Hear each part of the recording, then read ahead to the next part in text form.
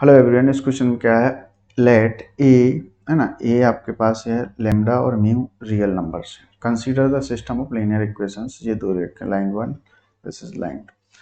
अब which of the following statement are correct, है ना, बताना है आपको। तो सबसे पहले मैं आपको कुछ चीज़ें सिखा देता हूँ। अगर इस जैसे कि a1x प्लस के b1y प्लस के c1 इक्वल टू 0, ये लाइन्स है आपकी, और a2x मैं पेयर ऑफ लाइन्स बता रहा हूँ, 2y plus c2 equal to 0। तो पहली बात, इनफाइनाइट सॉल्यूशन, इनफाइनाइट यूनिक की पहले बात कर लेते हैं, ठीक है ना। यूनिक सॉल्यूशंस की बात कर लेते हैं। फोर यूनिक सॉल्यूशंस कब होते हैं, यूनिक सॉल्यूशंस की बातें कर लेते हैं। तो कब होती है, जब a1 upon a2 does not equal to b1 upon b2। ये इंफॉर्मेशन मैं आपको दे रहा हूँ।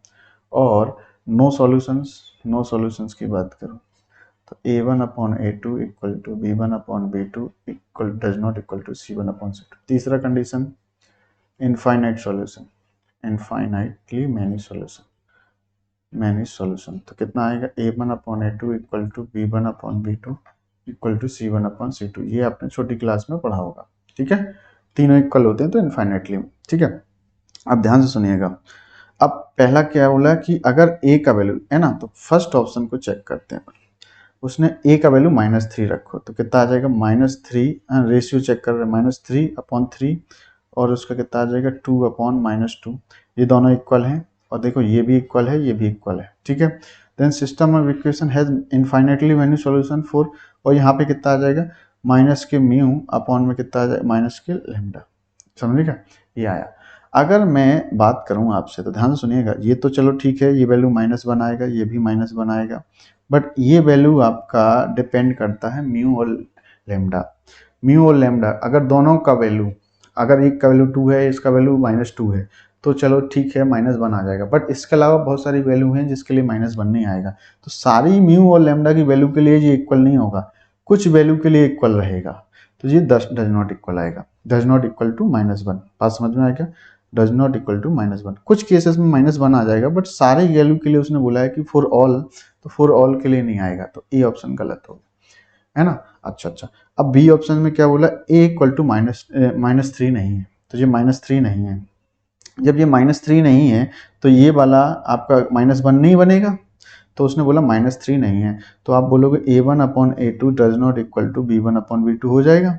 क्यों, क्योंकि जब -3 ही नहीं है पहला वाला, तो आप ओबियस सी बात है, -3 नहीं है, ध्यान से सुनिएगा, -3 नहीं है का वैल्यू, तो कुल मिला के आप क्या बोलोगे, -3 नहीं है तो इसका वैल्यू आपका -1 नहीं आएगा। ये this is not equal to a1 upon a2, यहाँ पे लिख देता हूँ, a1 upon a2 does not equal to -1, कभी भी नहीं आएगा। -1 तो आ नहीं सकता ना, जब उसने -3 बोला नहीं। और आपको b1 अपॉन b2 कितना है, वो b1 अपॉन b2 -1 है, जो कि -1 होना चाहिए, तो -1 आएगा नहीं। तो a1 upon a2 does not equal to b1 upon b2, क्योंकि b1 अपॉन b2 क्या, 2 अपॉन -2 है, जो कि -1 है। बट उसने बोला है कि a1 का वैल्यू जो आपका, सॉरी a का वैल्यू है -3 नहीं होगा, तो मतलब a1 अपॉन a2 -1 नहीं आएगा। तो अच्छा, तो यूनिक सॉल्यूशन होंगे इसका मतलब, हाँ यूनिक सॉल्यूशन होंगे। आपको लैम्डा में उसे कोई लेना देना नहीं होता, क्योंकि a1 अपॉन a2 और b1 अपॉन b2 जब इक्वल नहीं होते हैं तो यूनिक सॉल्यूशन होता है, जैसे फर्स्ट के। तो बी करेक्ट हो जाएगा, बिल्कुल सही बोला उसने।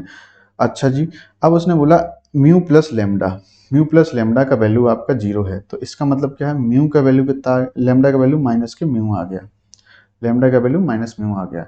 हैज इनफाइनाइटली मेनी सॉल्यूशन, अगर ए का वैल्यू -3 रखें, तो ए का वैल्यू -3 रखा, ये इक्वल हो जाएगा -1, ये भी -1।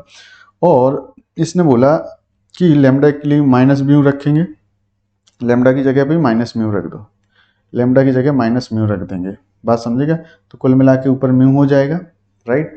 तो देखो म्यू से म्यू कट जाएगा, तो ये भी -1 आ जाएगा, तो तीनों इक्वल आ जाएंगे, ये भी इक्वल, ये भी इक्वल, ये भी इक्वल। तो इनफाइनाइटली सॉल्यूशन, मतलब कि a1 upon a2 equal to b1 upon b2 equal to c1 upon c2, right.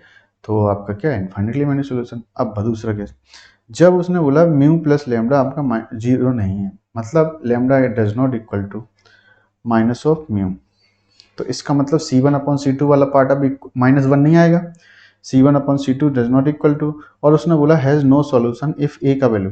तो इसका मतलब ये बोल रहा कि भाई a1 अपॉन a2 तो इक्वल आ रहा, a1 अपॉन a2 जो आपका है, यहाँ पे a1/a2 equal to b1/, but does not equal to कितना आ जाएगा c1/c2, क्योंकि इसका वैल्यू तो कितना आएगा -1, दिस इज ऑल्सो -1, है ना, but this does not equal to -1, है ना। जब वो -1 नहीं आएगा इसका मतलब नो सॉल्यूशन। अगर तीनों इक्वल होते हैं तो इनफाइनाइटली सॉल्यूशन होता है, ठीक है। और उसने बोला कि अगर कोई भी ये दो इक्वल हैं और थर्ड वाला इक्वल नहीं है, मतलब C1, तो नो सॉल्यूशन। तो डी ऑप्शन भी करेक्ट है। तो आंसर क्या आएगा, BCD is the correct one. I hope आप समझ गए होंगे। So thank you so much.